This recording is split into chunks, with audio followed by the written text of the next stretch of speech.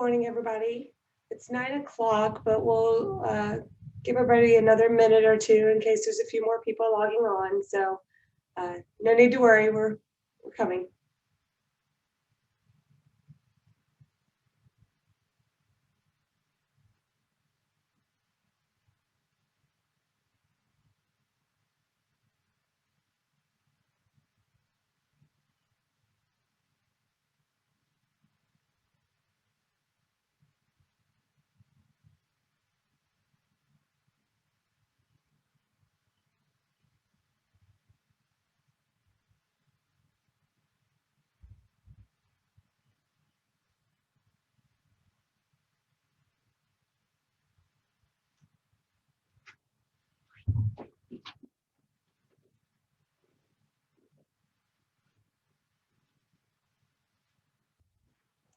We'll start by going over some of our housekeeping items. So everybody is on mute right now to keep the background noise out. You can use the question and answer feature in Zoom to ask any questions throughout the presentation. We will also have a question section at the end, but don't worry about interrupting. Feel free to ask them throughout, and I may not catch them right away, but Jennifer and Sean are watching it for me and help alert me if there's anything in there that I need to be looking at. So that's the best place to put those. And as always, if you have questions that are something that we can't answer during this presentation, we're always happy to help you figure out an answer after the presentation is over. This is being recorded, and the recording and the slides will be up on our website at that link there on the first slide after the presentation today. So usually the recording's up by the afternoon. So you'll be able to go back to that later on if you need to. All right, well, we will go ahead and get started. And I apologize, I have a little bit of a froggy voice today. So if you hear me take a break, I'm just drinking some water. I'll come back. I haven't disappeared. So the Secure Act.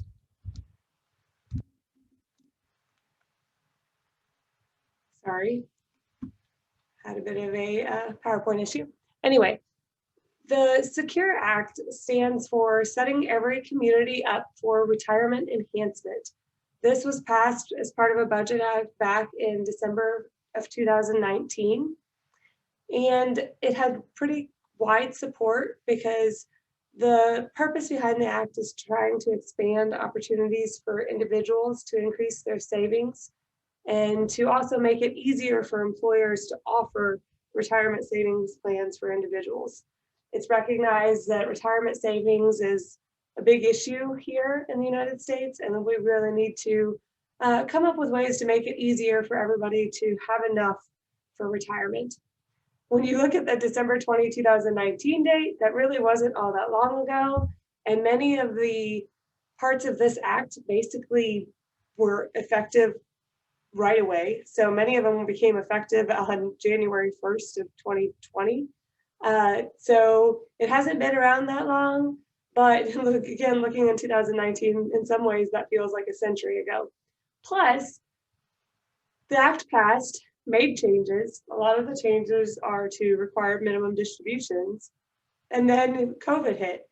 We even went on a speaking tour of this early in 2020, about 3 different places. And then right after that, COVID hit, required minimum distributions were waived for 2020. A bunch of other stuff happened and everybody forgot about it. So we thought it would probably be a good idea to get this back in front of everybody because it's easy to forget what the old rules were, much less the new rules that never really truly applied. So we'll go through this, as with anything, as part of a budget act. There are positives for taxpayers that came out of this act, but there are also some fairly significant negatives. So we'll go through a lot of the major provisions as well as the things that help you out and the things that might hurt, and maybe some ideas to plan around these things that might hurt. So we'll move on.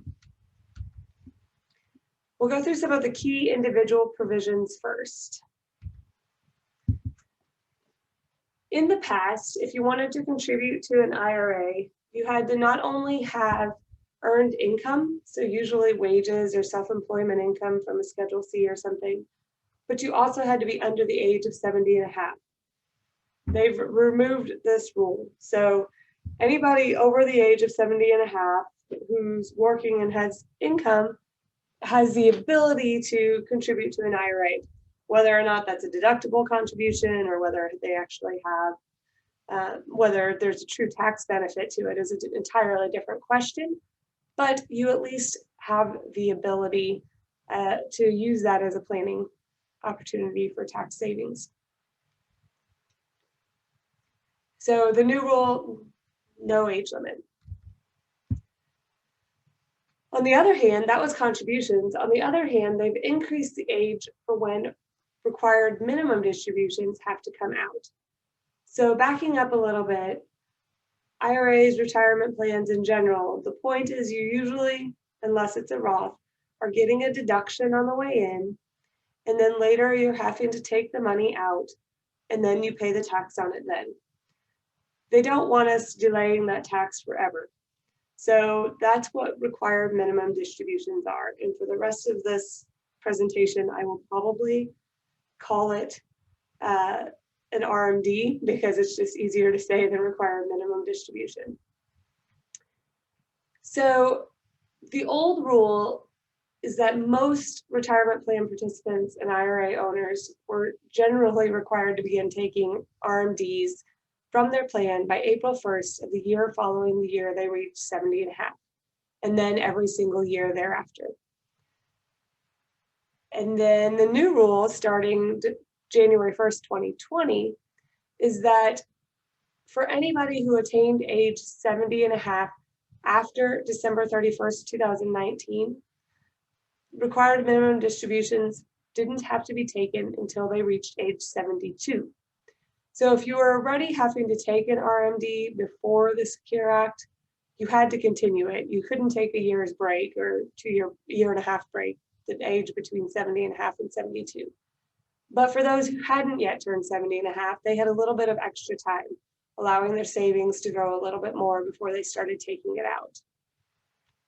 Now, that didn't really impact all that many people because in March of 2020, the CARES Act required minimum distribution requirements were waived for 2020. So some people still took theirs, but they weren't required. I'm going to say generally and most a lot in this presentation because in retirement plans and planning, there are a lot of exceptions. And one of them is that if you're still working and you're with your employer and you're participating in an employer-sponsored retirement plan, you don't necessarily have to start distributions if your employer's retirement plan allows it, even if you're over the age of 70 and a half. So the rules for IRAs are pretty uniform, but when you've got an employer-sponsored retirement plan, they have to follow a lot of general rules, but they can also have some specific provisions. So if in doubt, you always need to check your specific plan or check with your employer if it's an employer plan. But some non-owners that are still working can continue to delay their RMDs after age 70 and a half or after age 72 now.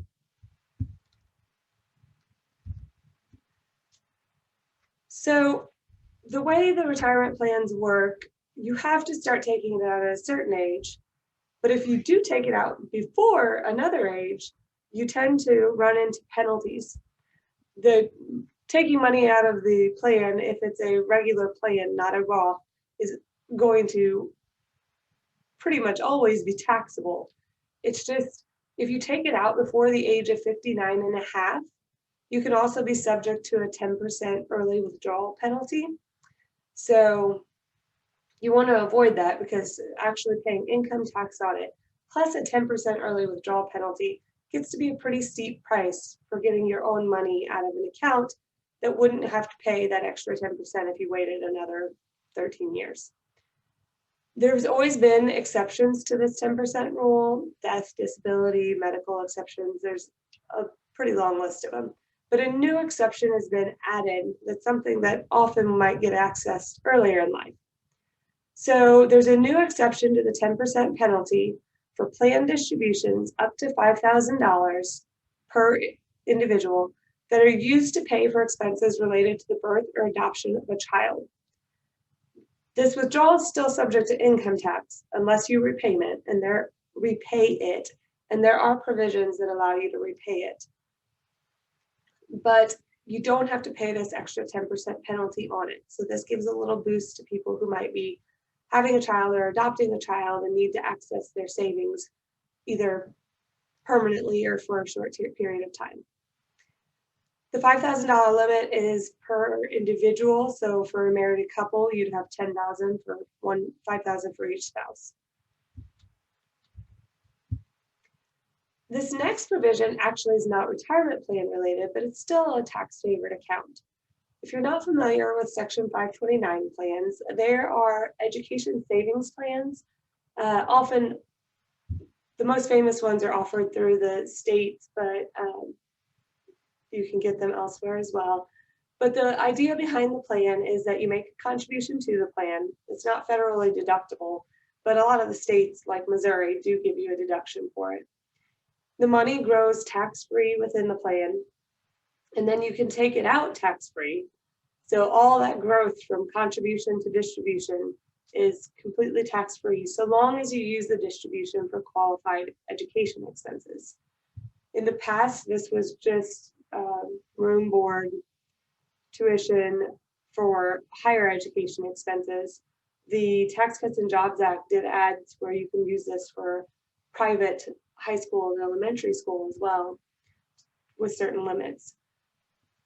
But the Secure Act added an additional opportunity in that you can use these 529 plans to cover distributions to pay student loans.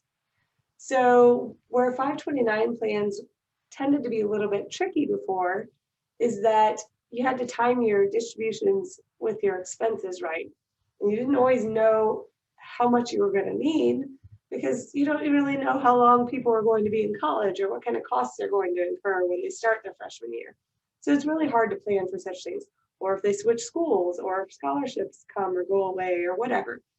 So it was a difficulty for people who maybe they'd graduated college and they still had money in their 529 plan, but they had some student loans because they didn't properly coordinate the 529 money and the payments of tuition.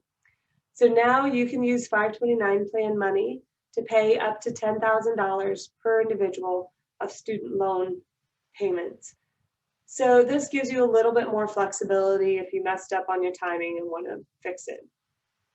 The other thing that you can do is you can use the 529 plan for one child to pay off student loans of another child. So maybe an older sibling that already graduated school and didn't have as much scholarship money or whatever and needed more 529 money but didn't have it at the time. You may not make your kids love each other if you use one's account to pay the other one, but it is what it is. So that's another option. You can pay $10,000 for the beneficiary of the account or for a sibling of that beneficiary.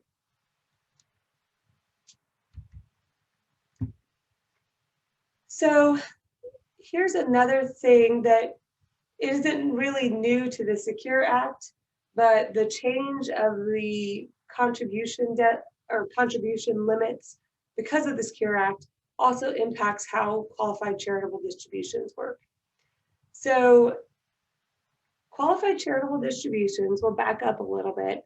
Those are distributions directly from your retirement, well, directly from your IRA. You can't do this from a 401k. If you want to do this, you need to roll from your 401k to an IRA. But anyway, it's distributions directly from your IRA to a charity. You can do this completely tax-free. So you take the money out, it's never taxed to you.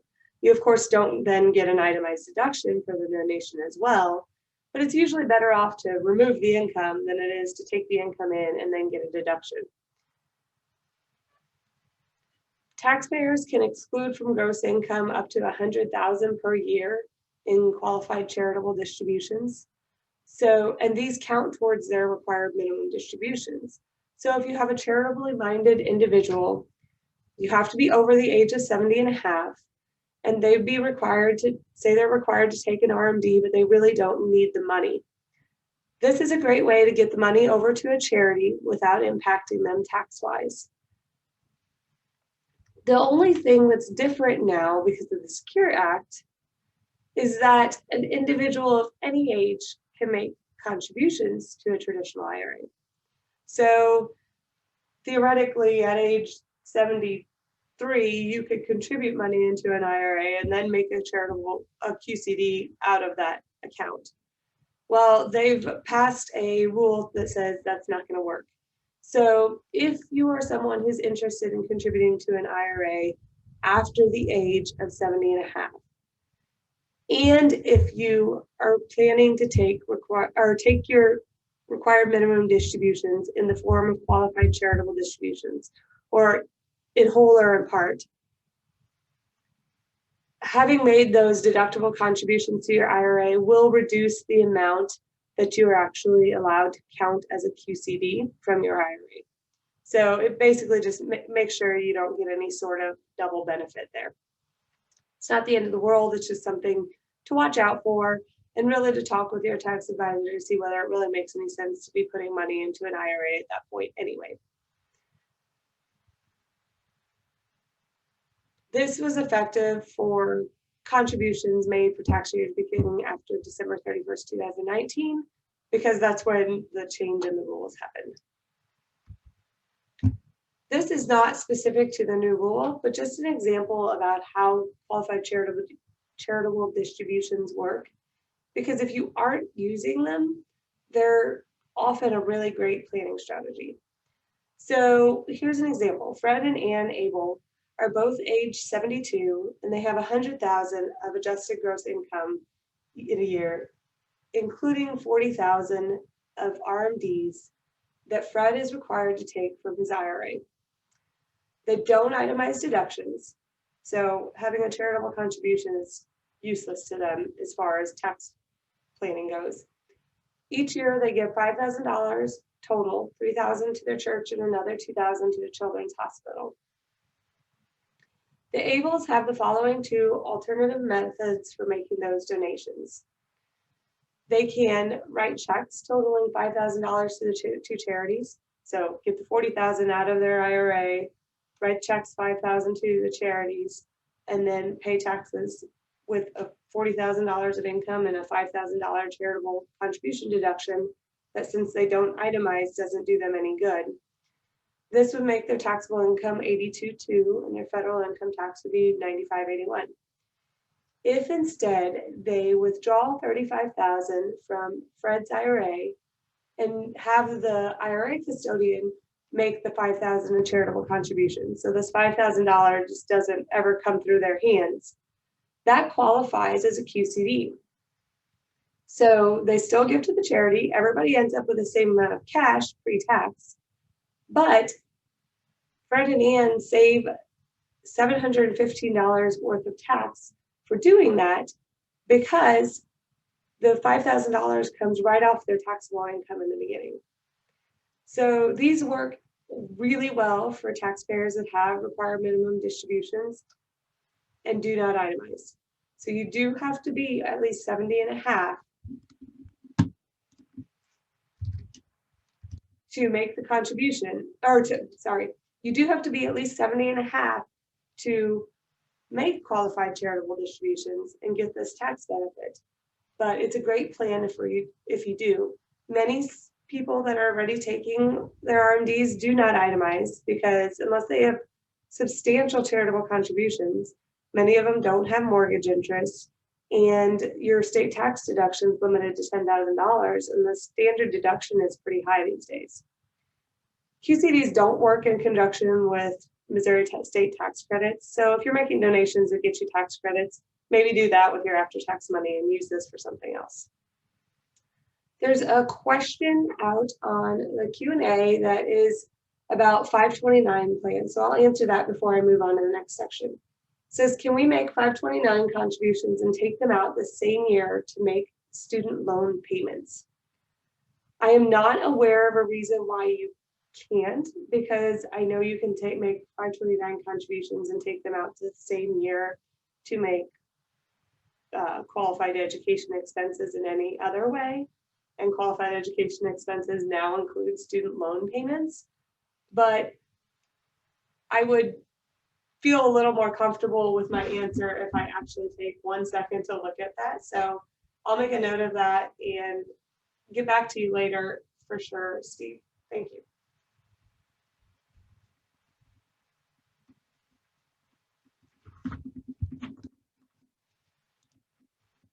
Okay, moving on. So we've talked about all the ways that the Secure Act makes life better. So now is the time to talk about the things that it took away.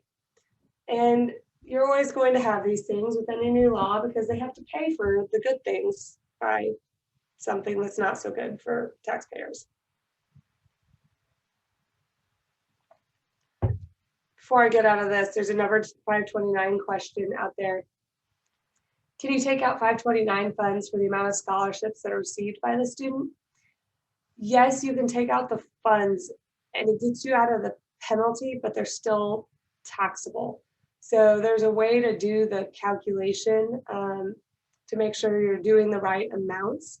So if you don't need to take out 529 plans to cover the amount of scholarships, it's a better idea not to do it because you still have to pay tax on the earnings. But if it means you've got an account where you're going to have just way too much left over in that account, there's ways to get around that, but you might want to consider other options such as changing beneficiaries and stuff like that. So it's possible, but it's not entirely beneficial all the time. Okay, back to the Secure Act on the IRA stretch opportunities. So this is what happened. They've made it easier for living people who have IRAs, but they've made it harder for people who inherit IRAs or other retirement plans. Through this section, I'm going to talk mostly by saying IRA because usually once you've left employment, most people roll 401k or other plans into IRAs.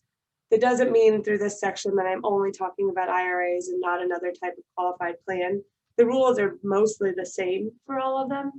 And also some employers require once you leave employment that you get it out of their plan and roll it over to an IRA anyway. So don't take this section every time we say IRA as meaning we only mean IRAs. Take it as meaning that I'm saying that just because it's faster than saying IRA or qualified plan.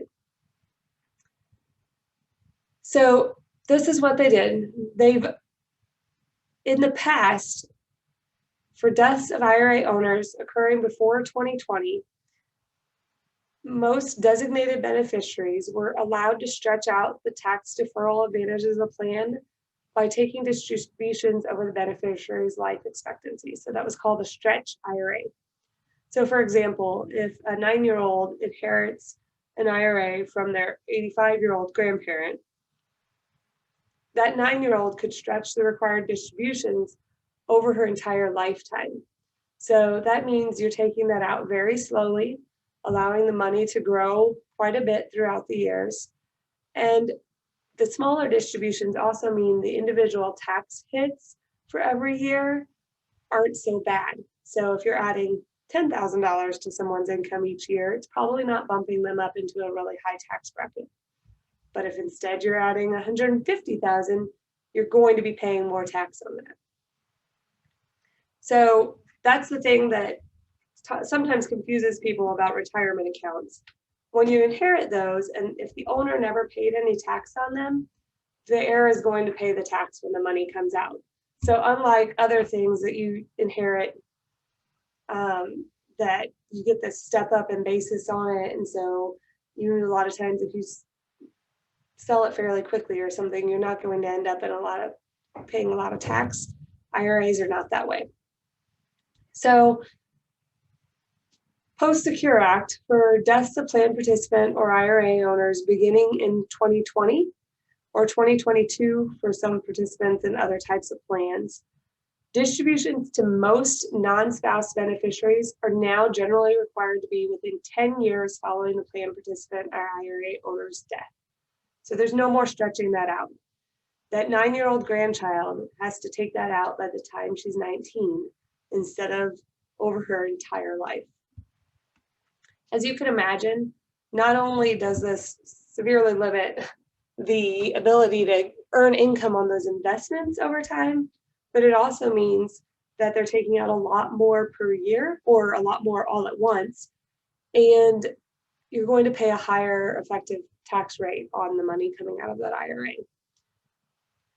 I say all at once because this 10-year rule does not mean you have to take out an even amount over 10 years or some schedule over those 10 years. You can wait until the very last day of the 10th year after the death and take it all out then. May not be the best planning idea, but that is an option. As with anything, there are exceptions. So certain people can get around the 10-year rule.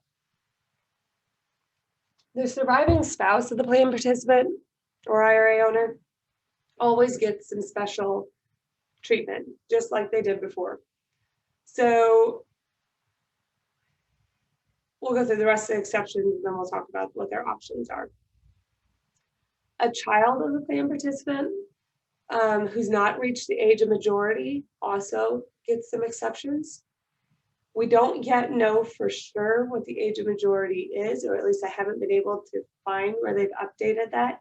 I think guidance should still be coming on that. The assumption is that it's the state law definition of age of majority, but the IRS has also had some things on related issues before that have talked about age 26 and the completion of a specified course of education. We're just not absolutely certain yet. But either way, once the child reaches that age, the 10-year clock starts. So let's pretend the age is 18. Once they're 18, they've got to have the rest out by the age of 28. There's also exceptions for beneficiaries who are chronically ill or disabled. And then any other individual who's not more than 10 years younger than the plan participant or IRA. And this somewhat makes sense because if you're within 10 years age of the IRA owner, you're probably going to be taking it out over about as quickly as they were going to anyway. So it's not that big of a deal. So beneficiaries who qualify under this exception may generally still take their distributions over their own life expectancy.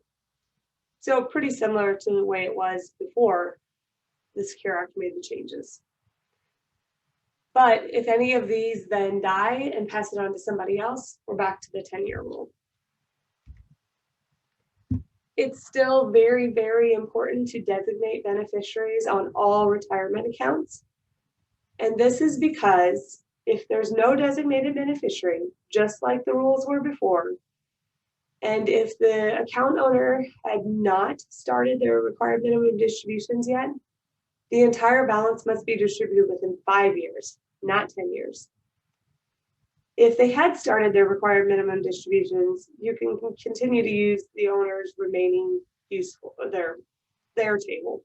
So if they're already 85 or whatever, they're going to use the table that they had. So the distributions will still be coming out fairly quick if the owner was already taking RMDs. So again, make sure you check and name your beneficiaries on all retirement plans. There's a publication out there, IRS Publication 590B, that's kind of the Bible on distributions for retirement plans. And it currently states that RMDs must be taken on the life expectancy up until the end of the 10-year window. But the IRS has admitted this is incorrect and they will revise it. So if you go out to that publication and are reading about this 10-year window and think you need to be taking distributions each year, you don't. They've just given the incorrect instructions. We don't know when they're going to fix it, but they've said they will.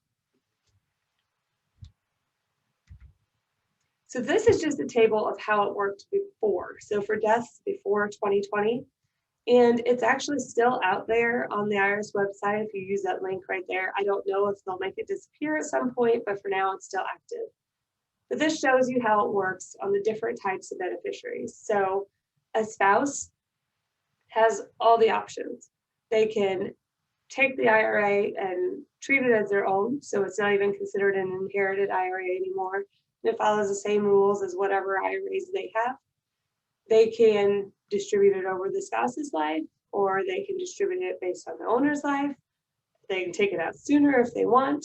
They have basically all the options. And that's the same now as it used to be. This non-spouse column is where things have really changed. So before, the non-spouse could distribute based on the younger of the beneficiary's age or the owner's age, or they could take the entire balance by if that was before, or that was after the RMDs started. If the owner died before RMDs were started, they could distribute based on their own age as well. So now that distribute based on their own age option has basically gone away, except for those few eligible designated beneficiaries, such as disabled and the child of the owner, and those that are within 10 years of age. The no designated beneficiary rule, that stayed the same. So again, designate beneficiaries because you don't want to be caught by that 5-year rule and have to take everything out within 5 years.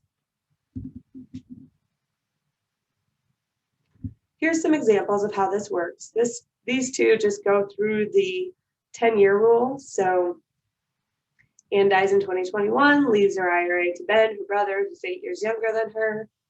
And therefore, Ben can go over Anne's life instead of having to do the 10-year rule because he meets that 10-year age difference exception. Now, if Ben dies, then the remaining amount has to be paid out within 10 years after Ben's death. Another example, Chad dies in 2021, leaves it to his sister Dee, who's 12 years younger. So then obviously we don't meet the 10-year one, and we will pay that out over 10 years.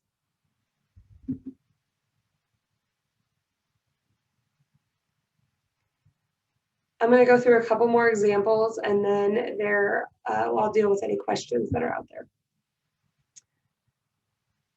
So here's one where there's no designated beneficiary. So Tim dies in 2021 at the age of 80. So he'd already started taking his distributions. He didn't leave any beneficiaries, so his IRA went to his estate. His 2022 required minimum distribution, or his estate's 2022 required minimum distribution, is based on Tim's life expectancy because he'd already started taking his distributions. So it's whatever the number is at the age of 80 is the number he has to do. If instead he died at 70 before he started taking RMDs, the entire amount has to be distributed in 5 years. If instead we have the example here that's Bob. Bob dies in 2021, leaves his IRA to his wife, Sue. Sue can treat the IRA as her own, start distributing immediately or over her life expectancy. And then when she dies, she leaves it to their grandson, John, and then John has 10 years. So spouse gets special treatment, next person does not. The eligible designated beneficiary one, a dependent child works, but a dependent grandchild does not. So there is a question out there that asks about adoption expenses, including foreign adoptions. I have not looked into that, but we could definitely look at that and get back to you. I'm not absolutely certain if there's any specific guidelines on what types of adoptions would qualify. It seems unlikely they would, so long as you had the ability to substantiate your expenses. But we will get back to you on that, Cindy.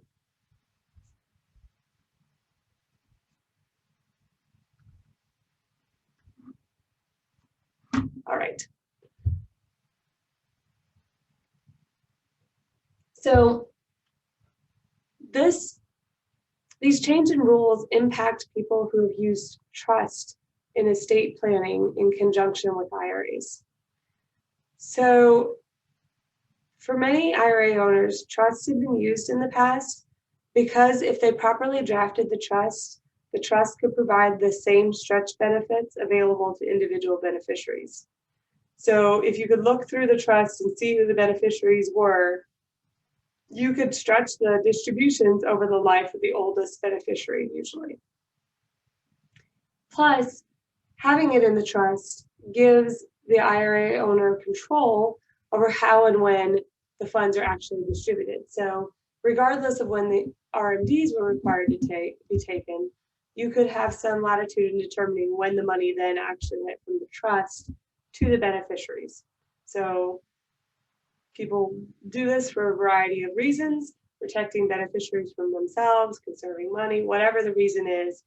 But the rules, the stretch IRA rule change has caused some wrinkles in this area. So these were the qualifications that still remain the same for a trust to be a designated beneficiary, which means not to be stuck with that 5-year rule. So the trust has to be valid under state law, has to be irrevocable or become irrevocable upon the death of the IRA owner. The beneficiaries have to be identifiable, they have to be real people. A copy of the trust document is provided to the, and then you have to provide the trust document to the IRA custodian. Before the Secure Act, as a designated beneficiary, a trust could stretch the distributions over the life expectancy of the oldest beneficiary. However, now, many trusts must take the RMDs within 10 years. And again, there are always exceptions to these rules. We're not going to get into a lot of details behind them, but that's something, if you use a trust with an IRA, you want to be talking to your attorney, your financial planner, your accountant, everybody, to make sure everything's still working the way you intended to. So these are two of the major types of trusts that were used. There were conduit trusts. These RMDs would be paid from the IRA to the trust, and then immediately paid from the trust to the trust beneficiary. So nothing stays in the trust. It's just a conduit from the IRA to the beneficiary. And the beneficiary would pay tax on the RMD at her own personal tax rates. The other major type of trust that was used was accumulation trust. So this trustee can take the money out of the RMD and then hold it in the trust and decide when it gets put out of the trust to the beneficiaries. This is one of those situations where you don't necessarily, you have to take the money out of the IRA, but you don't necessarily want it to come to the beneficiaries at the same time. The problem with having anything in these type of trusts is that if funds are retained in the trust, they're taxable at the trust tax rates. And trusts reach the 37% bracket at an incredibly low amount of income. So $13,500 in 2021, which is way, way, way lower than individuals. So if you're taking money out of an IRA and holding it in the trust and not distributing it, you're likely paying significantly more income taxes on it. So what happened because of the Secure Act? The conduit trusts have some issues because you can no longer stretch it over the beneficiary's life, most likely, and you're going to be taking everything out within 10 years. So the whole idea behind being able to stretch it and still have it go through the trust is, for the most part, gone. There may also be some issues with the trust wording, because if it says the beneficiaries can only receive RMDs, technically there are no RMDs until year 10. So if you decide that rather than taking everything in year 10 and having the hit all at once, you want to divide it over 10 years, your wording may not let you distribute it to the beneficiaries evenly over those 10 years. This is something you want to double check how your trust is worded. An accumulation trust allows the trust to still maintain control over when the distributions go to the IRA, but the fact that it's most likely having to come out to the trust much faster than it would have in the past, the trust tax bracket issue is an even bigger deal because it's taking more money in each year. So you'll have more and more that's taxed at the higher tax rates. Here's my caveat always with any of these, and I'm not a trust expert at all. So talk to your attorney and your tax advisor to make sure what you have is really what you intend it to be. Because if you set it up 5 years ago even, there may be changes that need to be made before it's too late. So let's get into some of our planning ideas related to this. So these are just some general ideas that have been thrown out there. I'll have my caveat at the end, but things to think about to maybe help spread the tax consequences of these 10-year distribution rules. So using a spousal beneficiary is always easy if you have it to your spouse instead of paying out to your children, because that spouse can use their life expectancy instead of the 10-year rule.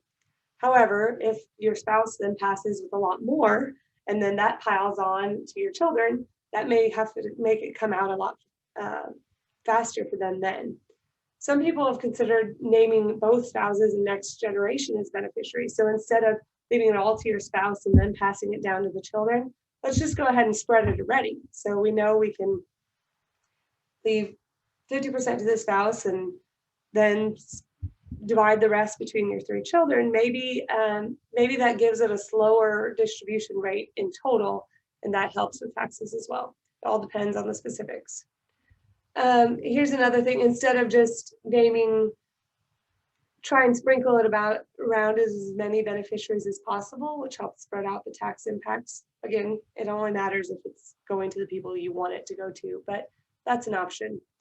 And then just take a hard look before you pass, or when you're going into retirement, at which assets that you intend to spend versus which ones make sense to leave for someone to inherit.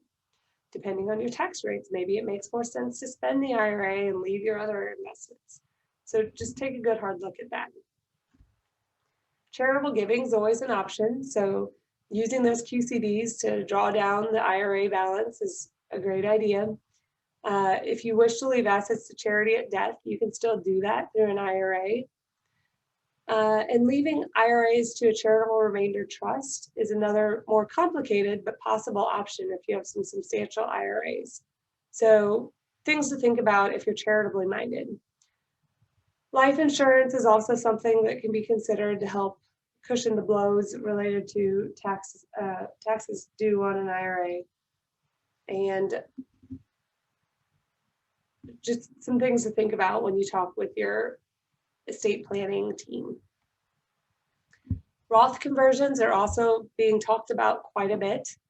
So Roth IRAs must be paid out after death, just like regular IRAs, but their distributions are tax-free, so we don't really care. It's not as big of a deal because you're not piling all that income tax on in 1 year.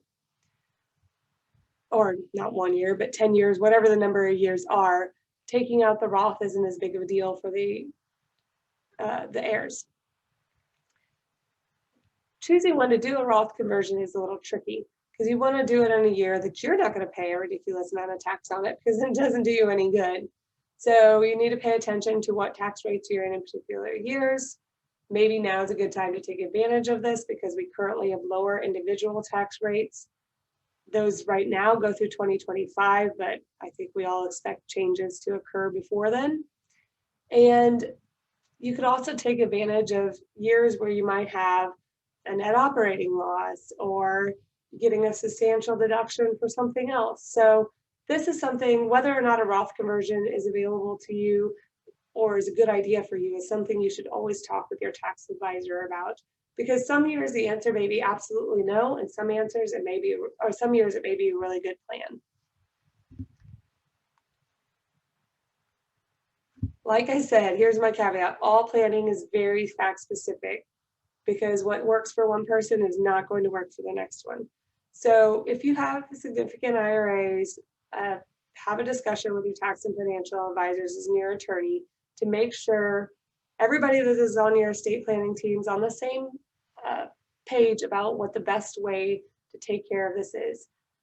There's always the tax side to think about, which is what we tend to be more cognizant of here as your tax advisors. But there's the investment side as well, and then there's the legal side. So have a discussion, and we know there's likely to be estate tax changes coming up with the Biden administration. I don't think anybody can tell you what they know it's going to be for sure, but we know there will be changes in effect. So it might be a good idea to start a conversation just so that you're ready if changes are significant and if they impact you. Let's talk a little bit about how employer plans are impacted by the Secure Act. So the Secure Act brought into, well, it increased two different credits. There's a business tax credit now for plan startup costs to make setting up retirement plans more affordable for small businesses. So you have to be less than 100 employees, and the plan has to be new. You can't have had a plan in the last 3 years, but it will pay for up to $5,000. It's based on the number of employees per year for 3 years of your plan startup costs. And 401k, simple steps, those all qualify. You obviously can't get a credit for setting up a retirement plan that's for one or two highly compensated or owner employees. But if you have actual employees, this may be a good option to help ease the burden of starting up a new plan. There's also a new credit that encouraged small business owners to adopt automatic enrollment. So automatic enrollment is where you're basically telling your employees that you're in the plan unless you elect not to be, versus the default is you will have to elect to be in the plan. It's really not that big of a difference, but it's proven to significantly increase retirement savings because it takes no action to get brought into the plan. So there is a little bit of extra administrative work related to this, but by adding this to your plan, you can add $500 tax credit for 3 years to cover it. And it's good for your employees. This is a big thing. The Secure Act also extended the period of time for companies to adopt new qualified plans. So in the past, if you wanted to add a new profit sharing plan or a cash balance plan, you had to do it by the end of the year. But now, when you go to your accountant and they tell you in February that you owe a lot of money for last year's income, maybe you have the option to add a retirement plan after the end of the year and before your tax filing deadline that you never had before. This doesn't work for things where you have to have a deferral. So like the 401k feature where employees defer their own money, that doesn't work. You could always add that on later, but this does work for the employer contribution side, which is the profit sharing side, or the cash balance plans work too. So keep this in mind if you ever realize after year end that you should have done something else to save taxes and you don't already have one of these plans or want to expand your existing plan, it may still be an option. Previously, about the only option we had after the end of the year was the SEP, which is pretty inflexible and doesn't work for larger employers usually. So other miscellaneous provisions of employer plans, there's a consolidated 5500 form that makes it easier for defined contribution plans to reduce administrative costs. They've relaxed some notification requirements for safe harbor plans. They've encouraged more of annuity type investments in retirement plans, and they've added some safe harbors for selections of those investments, and also created some requirements to disclose estimated lifetime income streams on those types of plans. To pay for part of this, they've drastically increased penalties for failure to file 5500s and other documents. So as always, pay attention to whether or not you get your filings done and work with your plan administrator to make sure you're on top of those things. Here's another key change. They've changed the minimum requirement that you have to meet in order to get into the plan. So long-term part-time employees are now, you have to offer the retirement plan to them. Currently, employers are generally allowed to exclude part-time employees, so anybody who works less than 1,000 hours per year.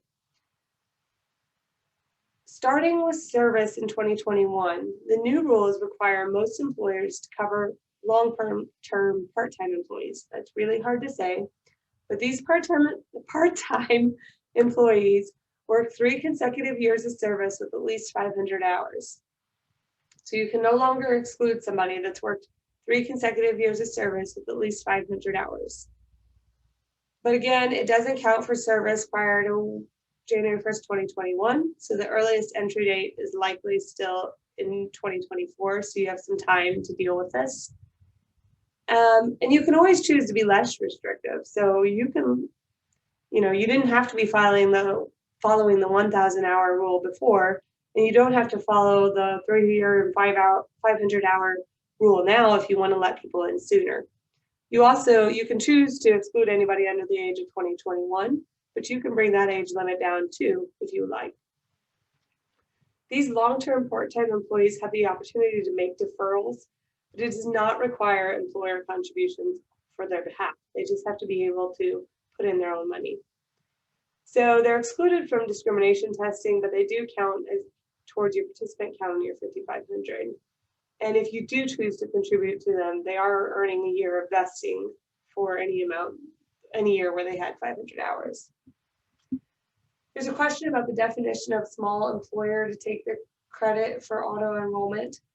That is the less than 500, let me go back. It's less than 100 employees, but there's a restriction on those 100 employees, I believe, are ones only making $5,000 a year. But I will make sure I get back to you on that with the very specifics, because it's slightly more than that.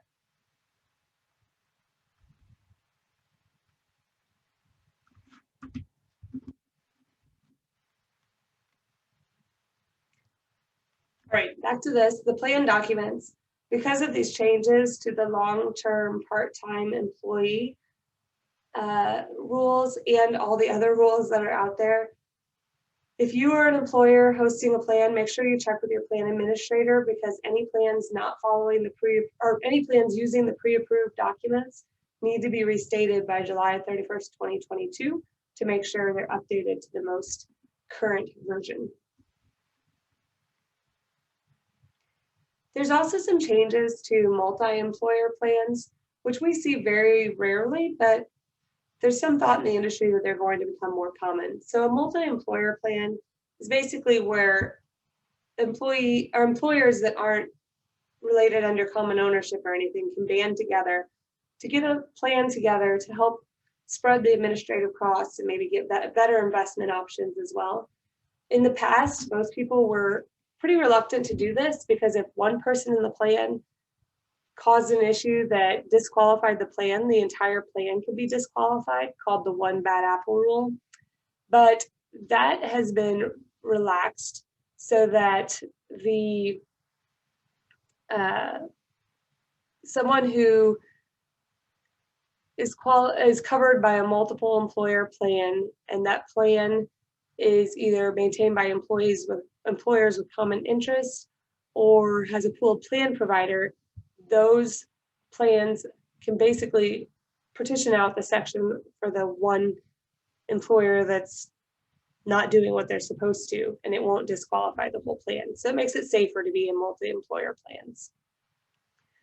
So, right before giving this presentation on the updated rules, we've got some potential additional updates that might be coming out. Now, it's not out of anything other than the Ways and Means Committee at this point, but it was passed by the Ways and Means Committee on May 5th unanimously. So it seems very likely we're going to see additional changes, maybe even yet this year, related to retirement plans. The Secure Act 2.0, if you will, that they have passed includes some of the following provisions that I've listed out. So they may make automatic enrollment a requirement instead of an option. I don't know, this probably makes the credit go away, but there's probably going to be a decently long lead time for anything like that anyway, so it's hard to know. They're probably going to increase, or they're interested in increasing the startup credit for startup cost for the small employer plans. There's an existing savers credit for low to medium income households that contribute to their employer plans or IRAs. And they talked about increasing that. They talked about increasing catch-up contributions for individuals over age 60. So right now, certain types of plans give you a $6,000 or $6,500 catch-up contribution, or with an IRA, it's $1,000, but that might increase. It might allow multi-employer 403B plans. Here's an interesting thing where it might treat student loan repayments as elective deferrals for purpose of matching contributions. So if your employees don't contribute to your 401k plan, but they instead make student loan payments, it might be considered as a treatment to your, or as a contribution to your 401k plan, so that you would match into the 401k plan on their behalf. It expands some error correction programs to make administration easier, and it might delay the RMD again to age 75. So these are just a few of the things that were suggested. We don't know, and it still has to go all the way through Congress and Senate and through the president. So these are not going to be the ending result of this bill if it passes, but thought it would be worth mentioning that there may be changes coming up. There are a couple questions out there. Like I mentioned before, I will believe the definition for small employer on the auto enrollment credit is that you have to have less than 100 employees that are making $5,000 each. But there's a certain timeline for it that I don't remember off the top of my head. So I will get back to you on that, Janet. Another question, when a part-time employee enters the plan in 2024 and has 3 years of service, will they then be vested for 3 years of service? So when they enter the plan, that's going to depend partially on whether or not the employer is going to contribute for them. So right when they enter the plan, they're going to be eligible for making employee deferrals. I'm not sure how the timeline will work for the vesting if the employer contributes as well, but we can definitely get back to you on that as well. Do we have any other questions?